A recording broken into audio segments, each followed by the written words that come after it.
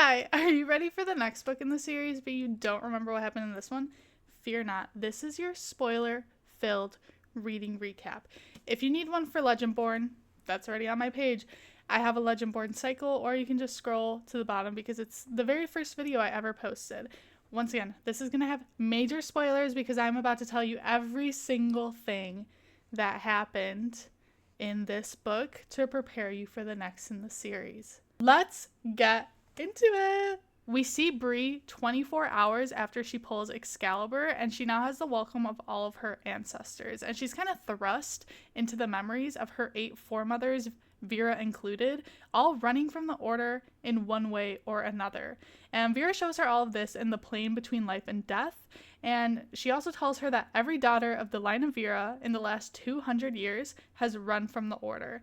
We ran so you would not have to. She's only been the scion of Arthur for a month. It's currently fall. She has officially fully moved into the lodge, and she's feeling restless because one of the things that the regents ordered them to do is to not look for Nick and just to do nothing. She is attending classes because later on she's not, and they also have to act normal while the regent's intelligence agents gather intel about their enemies and Nick's capture by a well-known loyal servant. Bree sneaks out of the lodge with a very reluctant William, and they head to the arena to practice her ether usage. And at this point, she cannot control her ether at all. She cannot make armor. She cannot make a weapon. It just burns her because it is so hot and it covers her completely. Sal catches them and yells at her about her safety, rightfully so, because at that moment, a dozen fully armored and fully corporeal hellfoxes arrive, and they start consuming the ether of his outermost ward right in front of them. As Will and Bree start running away, a person jumps down and takes Bree and leaps away with her into a tree, and it turns out it's Merlin Lark Douglas, not a Morgaine like she thought, and with him are the Mage Guard and the Seneschal, the Mage Seneschal, Erebus Verelion, Seneschal of Shadows, the most powerful Merlin in the world. Erebus greets Bree, and then he gets down on one knee and bows to her along with the rest of the Mage Guard, and he lets Bree know that Lark will be her guard and escort her until he becomes her King's Mage. There is some weird tension between Bree and Sel because Bree never looked up what Cariad meant when he called her that, and now it's been festering and she's been sleeping in Nick's room and it's just awkward, and you can just assume the rest of the book that they either have heated moments or they are fighting. The next day is the funeral for Russ, Woody, Evan, and Fitz, and during the speech that Lord Regent Aldrich is giving, Bree is transported back to a memory of Arthur, and this is the first of her memory bleed-throughs that she experiences with him, but this is of him at his own funeral for his own nights. The regents let the crowd know that Davis, Isaac, and Nick are safe in an undisclosed location the regents put them in, and the person responsible for opening the gates, working with the Gorikel, the mimic demon, Raz, that took over Evan, trying to stage a war, is Sel, and he is currently being hunted for resisting arrest. They are stripping Sel his title as King's Mage, and Bree makes a scene, obviously, and that's not true, during which she keeps hearing Arthur talking to her internally. After the service, Tor, around all of the other of their chapters Legendborn, picks a fight with her, and it's what lie did the regents even say about Sel? Later on, Lark is driving her in a giant armored beast, which is what this vehicle is called, back to Lodge so they can do the rite where she officially gets her title. And they get attacked by demons who know she is the awakened Pendragon. Lark is incapacitated because he was only working with one hand because Bree broke the other one trying to get away from him earlier. And then Sel shows up to help her. And then the rest of the Mage Guard show up along with Erebus. And she doesn't extinguish her root all the way, and they see she has red ether after she burned a Mage Guard. Sel gets cuffed and arrested for attempted murder of the Scion, and Bree's he didn't attempt to murder me. And Erebus plays the evidence of Bree saying what happened in the cemetery in the last book. But then she says, I wasn't the Scion at that point, in which everyone is shocked, gasped. Erebus looks at her stunned and with pity and says, you have always been the Scion. It was always you! They get back to the lodge and she started the rite ceremony. While waiting for the Ogoth to be cleared, she gets to talk to the regents more casually. Sestra acknowledges that they need to bring Martin Davis to justice and privately pay for his crimes, and he also had a full fridge of Cambion blood from Sel and Natasha in his home. She goes to take Excalibur and is transported to the Round Table where she has to unite the spirit of the knights. And Lancelot is next to her and she touches his hand. And Nick's face appears and he says, Bree? And those were all the important points that happened in part 1 that I felt helped drive the plot further, but there were so many other parts that felt very important to me, like for character development, so I'm just gonna rattle them off really quick. So this whole time she's been warning the Root community about the Order's movements. Alice has become an official vassal to William's line. The Regent's first order was for Bree to keep her identity a secret, so people still don't even know she's a Scion of Arthur, except for like her own chapter of Legendborn. Fitz's younger brother was called by Sir Bors to replace him immediately after he died. Shadowborn and Morgaine are working together against the Order. Less than 6 months have passed since Raz infiltrated. The Regents, specifically Sestra, ordered the lodge to be vacated and to move to a compound on Pembrey, and that's where the funeral was held, and it's a quiet private community on 250-year-old farmland that was constructed by the Order as a gathering site when needed. We're reminded that Sel, Alice, and William are the only ones who know about the Rootcrafter community. Mariah and Patricia also obviously know about the Order. Her dad still doesn't know anything. Bree isn't fully locked up from the ancestors because she internally admits some mornings she wakes up with a thirst for war, and she can't tell who it belongs to, but it doesn't feel like her. The Regents have instructed their emissaries, Teresa specifically, bitch, to address Bree as Paige Matthews, and will keep doing so until it's safe not to. Goes again with keeping her identity a secret. No one's allowed to know she's a Scion of Arthur. At various points, we see how much Bree is handling her grief in this book, okay? And it's so much better than the first book. She set up an altar for her mom. She's acknowledging her grief as hers and owning it. When hearing the option of having it mesmered away at the funeral, being given to family members of the fallen, she said, at least it's my grief. It's mine. Her recognizing the same grief and Felicity and offering support in the way she feels she needed. After Bree's fight with Tor, William and her talk, he reprimands her, and they say that the Regents are probably trying to control the narrative of the war and bury it.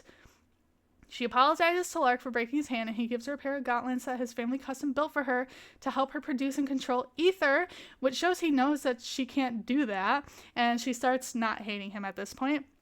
Erebus and Natasha trained together before she was sent to a young Martin Davis's, and he talks of her very fondly. Erebus does, not Martin Davis. And Sel is being sent to a shadow hold. Part 2, Power. Nick asks her to promise him that she won't go looking for him, that it's dangerous. He suddenly leaves, and it's just Lancelot asking if she's going to take the oath to the table, and Bree says no. Then they all disappear, all the knights disappear, and it's just her and Arthur talking. He's like, you're a woman? And she is the first Scion he can commune with in 15 centuries. He tries to convince her to let him teach her to use her power, because the power of a king is to defeat death before it finds them. And it turns out he is the one who's been bleeding through, and he's trying to reach her about her car's extended warranty. But actually, because he wants to help her know strength, power, and control. That's the name of 3 parts. She slams the door in his face, though, and ends up back in the place between life and death. And Vera is there, and she teaches her how to close and open doors to ancestors. She comes back into the real world, into the Ogoth, during the rite in which she sees Teresa injecting her with a syringe in her arm, and she passes out. She wakes up being transported somewhere, tied down on a gurney, and she hears Erebus say she is the only known heir to Arthur. We can't kill her because they have no other leads to the next in the line and no Scion to replace her. She then spends the next 3 days being drugged, awakened, interrogated, and mesmered. First interrogation we see is with Gabriel and Tacitus, who tell her they injected her with an experimental drug that will suppress her inheritances. The next is with Sestra and Erebus, who make her watch a video of herself performing the rite, and they know she is a descendant of the line of Vera, a medium, and that the dead can possess her body. Then she's being woken up to Will telling her what's been going on, and she's taken to see all the regents and their seneschals together, but he hurts her to help her resist the mesmer, and the days start coming back to her. They discuss how to deal with the situation and decide to keep Bree being Crown Scion as need to know. They're going to keep Legendborn separated and busy, and she's chosen to go into hiding to protect the spell. So she'll be kept at the Institute for Erebus to study her abilities. Study, yes, study is the word. She argues with them that she is king and line is law and calls them out for their racism on why they don't want her being king, and she reminds them how she became scion. Regent Gabriel is then like, oh, so we are to believe the last true scion of Arthur was so irresponsible, the last true? Ancestra, who is an absolutely garbage human being, but you know, a broken clock is right at least once a day, says, like a man's title prevents him from brutality instead of emboldening it.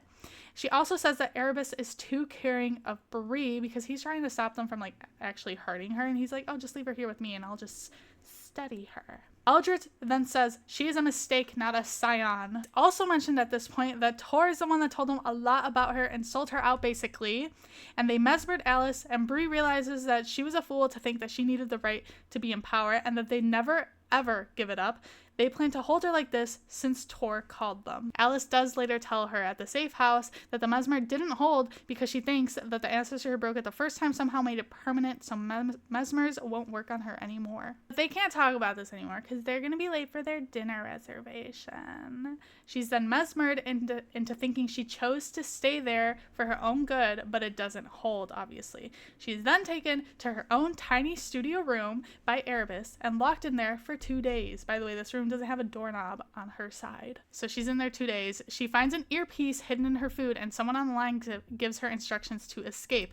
She follows it, makes it out, and Alice is waiting there with Jillian, Samira, and Lissa, lieges who are loyal to the Legendborn, not the regents. Meet up with Ophelia, who is driving the plane with Will already inside, and then Lark pulls up with Cell, deposits him on board before he speeds up, and says that Mageguard was created to serve the king, and some of us still hold to that. So the regents have isolated the next heir to the line of Lancelot, and they all realize that they are sending a search party for Nick, not to rescue him, but to kill him, so they can give the order a king that people want to see and will accept and that they can control. Bree gives everyone the order to go after Nick to save him. She then falls asleep and has a dream of Arthur's memory of a battle and an argument Lancelot and him have after, and Bree takes control of it and channels Nick again. He tells her his dad has gone absolutely bonkers. He blames Bree for not being able to control the order and go back to the good old days, and she stole their future from them. He's looking for the next eligible descendant, but him and Isaac are having trouble because enslavers only ever wrote down first names, not last. Nick knows what happened to her family because Martin and Isaac figured it out and says Legendborn legacy isn't power, it's violence. And he says, the Order steals something from all of us. Arthur multiplies the effect. Together, he and the Order have taken more from me than the others. But you, they've taken more from you than anyone else. More than anyone should bear. Then they kiss in their weird little dreamland. And she remembers that during the final meeting with the regents, Sestra forbid them from being together because they're both scions, and this urges a talk between Nick and Bree in which he says he won't let the Order take this from us too, and then they make out. She's pulled out of that and back to the place between life and death, which is her ancestral streams, and that's what we're going to call it from now on, to Arthur making a bargain with her that she summons him so he can show her how to control his power, and he will take her to memories of Lancelot so she can summon Nick, and she accepts as long as she consents to the obsession. Possession. Bree, Alice, Sel, and William are core four here. They go to a safe house in the middle of nowhere, Georgia, run by Liege Jonas, who ends up working, actually he hired this mimic demon Kizia from a broker to get the job done. He ends up working with her to kill Bree and end the spell of eternity and free the Legendborn from the curse. They kill Kizia, Jonas dies from the oath taking him, and Sel and Bree have a heated moment in the bathroom while he's shirtless trying to bandage himself up after the fight. Bree later on then uses blood to summon an ancestor from the line of Vera to help her use root to attack. It's Jessie again, and she shows her she needs to think about the person who gave her that power, her mother, and the power she possesses, and if she calls too much, the hunter will come find you. And in the visions that Jessie shows her, each time she called her root, she'd see a man with black eyes and red pupils show up in her vicinity.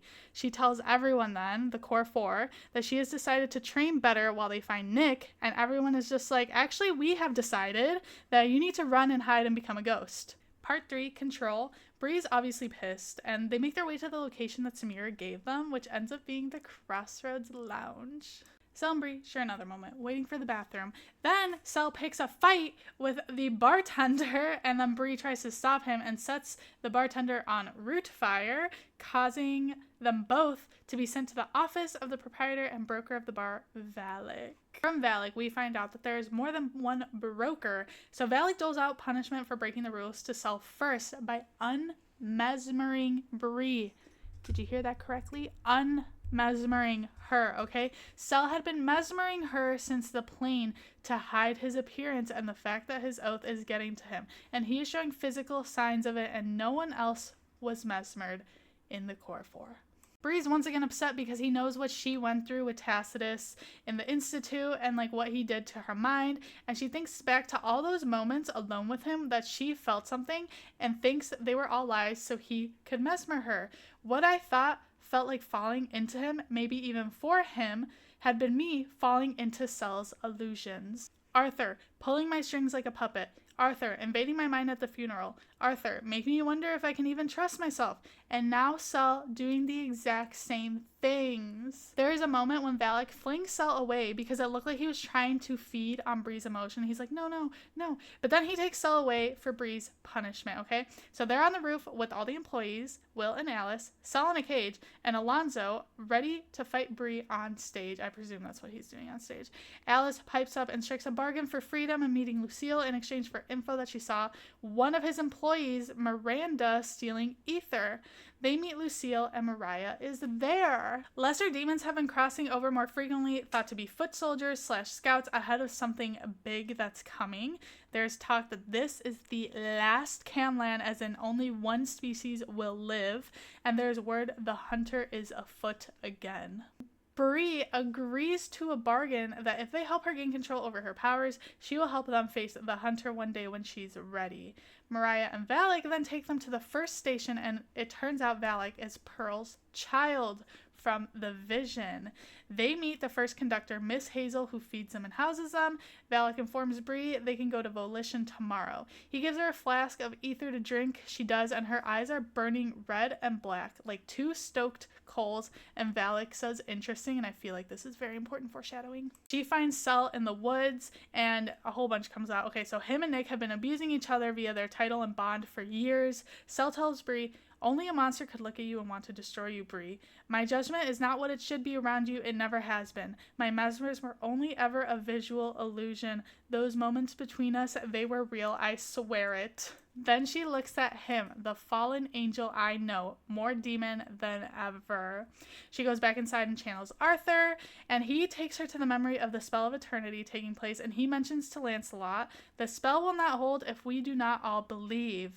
Which I feel like is also very important foreshadowing. Nick shows up and they play through the memory of their origin. The memory freezes, they're all tipsy from all the ether, and they start kissing. And this is the part where me and my friends disagree about what happened. I don't know, I feel like something more happened than just kissing. Okay, so everywhere we touch speeds the rotation till I can't tell whose breath is whose flames are higher, which spark starts the fire that surrounds us. He moans, tugging us to the ground. I open my eyes and see that the stars over his shoulder shine in our rhythm too. I don't know. Nick is taken out of the vision because he's in danger, and he says, I'm at the cabin. Cell and Bree then drive to that cabin, which is a cabin his mother left for him for his 18th birthday. Bree's hair now has like a streak of shiny silver curls. Then he says her scent is different and she smells like Nicholas. And he's like, what were you doing in the memory? And she says, I don't know how the magic works. And he's like, seriously? And she says, I don't have to explain myself. And he then cracks the windows. They get to the cabin and the Order Merlins are already there, which include Erebus and Max. Isaac blows the cabin up and knocks out 4 Merlins. Erebus and Isaac start fighting. Nick breaks free from his dad and runs. Max throws a spear at Nick. Martin Davis dives in front of him and takes a spear and dies. Nick then cuts Max's head off of his body. Nick and Cell lock eyes, and then Nick runs in the other direction, leaving them behind. Bree and Cell run, and Erebus traps them, but she controls her root and is able to break the cuffs off of Cell, and they are somehow connected in power, and Cell is able to channel her powers to use it, and during this, his eyes glow red. They defeat Erebus for now, and he got burned, like, pretty badly, supposedly, like, Cell can smell blood and muscle, which is kind of nasty. So it'll be a while before he heals. Bree collapses. They get away. She comes to. Cell is drunk off of her and her power and says, I can still taste you. Valak shows up and offers to take them to Volition because he felt the power that Bree let out from the lounge. And that means all the Shadowborn did too, and they're going to want to get to the source. They get ambushed. Bree gets clawed open by a demon.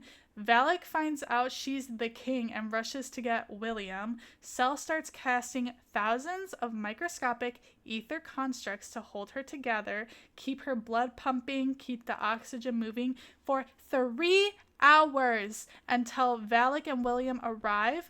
William then has to heal both of them from near death, and she goes out to thank him, and he says, no other Merlin can protect you like I can because no other Merlin feels about you the way I do. Do you think Nicholas would begrudge us this? After everything, a king's mage and a king who needs protecting.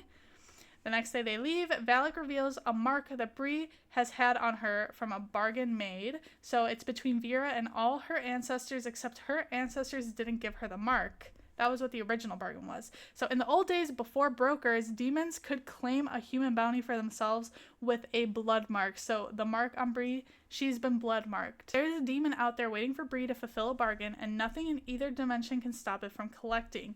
Some opportunistic demons can piggyback onto a verbal agreement if you're not careful, and Bree's mark is strong as hellfire, so her demon is ancient. And based off of what Kezia said, she's been blood marked by the hunter himself.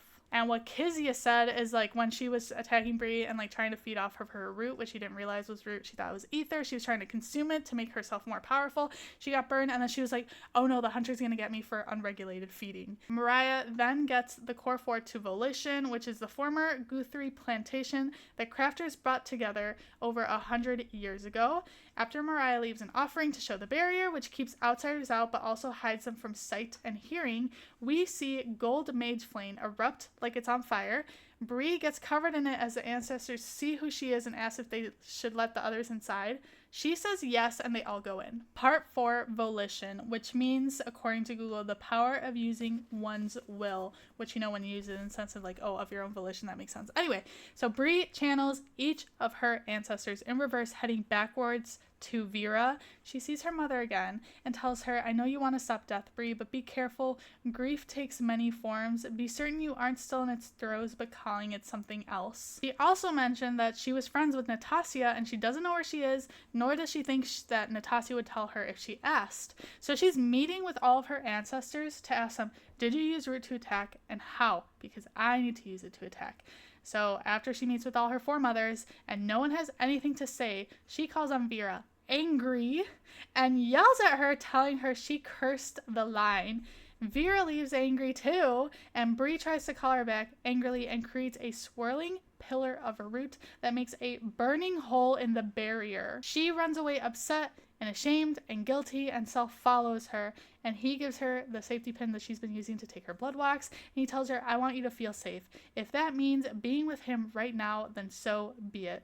So she goes into a memory walk with Nick, a memory of the round table celebrating the death of the Shadow King, and they have his crown, and we also meet Arthur's half-sister, Morgane. And then she brings Cell into that memory walk. So as she is watching Nick and Cell connect, she says, I realize that the feeling Cell offered me, the feeling he knew I wanted, is here. It's between both of them and between us all. Nick tells them that he left so that he could figure out a way to break the cycle without killing Bree. They spend a few days at Volition, and there's this really nice moment of Cell using ether, not for defense, not for attacking. He's using it of his own desires, so very clearly Volition is healing for him too. They're training, and then Bree gets sucked into a memory from Emmeline of the Hunter. Her birthday passes, and they all celebrate, and Cell takes her to a clearing with fireflies as her gift, and then they kiss after they bring up Cell's old feelings for Nick. When they get back to Volition after that, they see Erebus and 10 Mage Guard are there, with Olsen holding Patricia to lure Bree out. Miranda, that waitress, let them know where Valak probably took them. So she lets Arthur take control, leaves the barrier, Patricia goes in the barrier, and then they start attacking everyone, killing mages, etc. They being Arthur and Bree. Cell comes out to aid, but he is quickly taken out. Alice comes out and uses a weapon she has that incapacitates Merlins, and everyone is out except for Erebus, who goes to attack Alice, trying to get Cell back into the barrier, but Arthur Bree interferes and he gets incapacitated. I think we can assume that the Mage Guard did not survive this battle except for Olsen, but then someone grabs their shoulder, Arthur Bree attacks them, and it was Alice. And then Arthur pushes Bree further away, and he says he's never going to let her go, and she feels the cord between her body and spirit snap. Only a king. This is the final part of the book. So Bree is stuck in the dream world that Arthur resides in when he is not called. And now we see that Arthur is the point of view, but he is still in Bree's body, and I assume he still sounds like Bree too. So he has been slowly, one memory at a time, mingling with her and manipulating her for months, letting her burn herself with out of control ether no one could control, so she'd call on him for help. He demands that the only alive-ish looking Mage Guard, Olsen, take him to the regions, but then the Shadow King stops him. Arthur realizes then that Bree has been bloodmarked, except the Shadow King clarifies that actually the ancestors is bloodmarked, she just inherited it. And Sestra and Lark show up and cuff Bree, but the ancestors of volition tear the earth apart because they won't let any of their kind be in chains again. Lark goes and helps William take Alice and Cell inside the barrier. Erebus, Sestra, and Arthur get in the car and speed away to the northern chapter where the rest of the table is. So according to Sestra, the Regents had successfully convinced the Legendborn that Bree and Will were in hiding together, but the longer they were gone, the more questions that Alice's parents, Bree's dad, the other Legendborn, were asking. Martin Davis's body was found by normal human police. Cell being in a Shadowhold story isn't convincing anymore because the whispers of some of the legions are getting out. They get to the keep that is the northern chapter, which is a huge fucking castle, not just a lodge, and the rest of the line is there, even people we don't know from the missing lines. The other regions show up and everyone realizes it's not actually Bree, and Tor says they should have kept her locked up and drugged. So she knew and was spying on them for the Regents while everyone was thinking the Regents were lying to them, and confused. The Regents are like, is this really your king? They're possessed. They let themselves be manacled. They have no power. They're out of control. Arthur then realizes this is the Regents' goal. Discredit Brianna before she has even begun? Fucking idiot. The line of Morgaine then comes out from within the Legendborn and traps all the members of, all the Regents members in a barrier. And they're like, Victoria, what is this? And she's like, who are you guys? And Sarah's like, we didn't trust you with this info because you've been trying to tell us to trust the Regents and they have our best interests in mind, blah, blah, blah. And the line of Morgaine is the one who told us they had Will and Bree kidnapped and what they've been up to. The Morgaines and Legendborn start fighting the Regents. Arthur breaks off his cuffs with Excalibur, whom a seneschal broke in half. He then stands off with Ava, who says they're there to fight the Regents, but in order for the order to fall, he needs to die.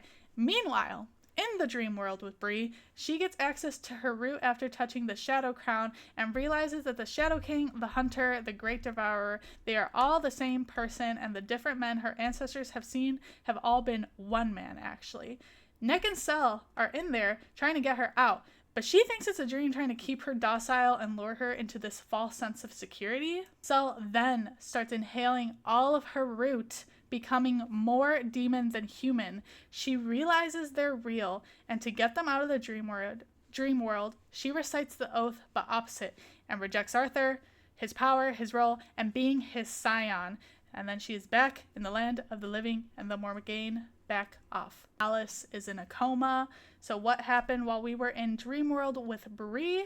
Nick felt Cell's murderous intent and volition when Erebus arrived. He called Jill to get him and take him to them.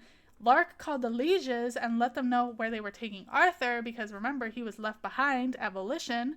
Everyone arrived at the keep. Nick called the Morgaines to stand down before they could kill Arthur to try and get Bree out. The Regents and Seneschals escaped. Bree then decides to choose herself and goes to the ancestral stream and burns all of the streams that lead to her, cutting her off from everyone. And Vera's like, what the hell are you doing?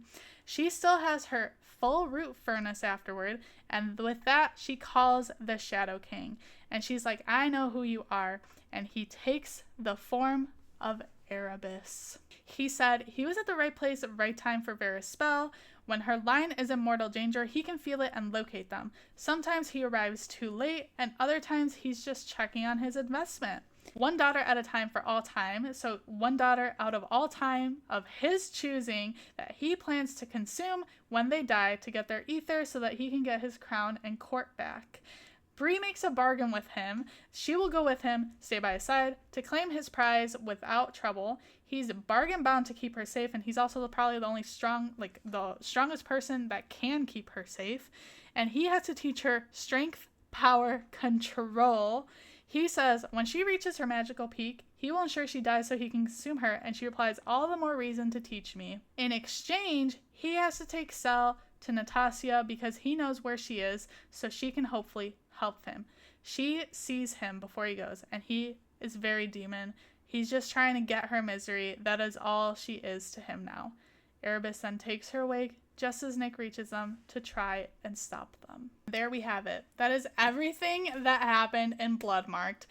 This book, I mean, it's a thick one. So much happened. So many things that I felt were incredibly important, but I was trying to choose what felt most important, so there was a lot of information I just threw at you. I apologize for that, but hopefully that helps you for Oathbound, which is coming out in less than a week, I think, and I can't wait.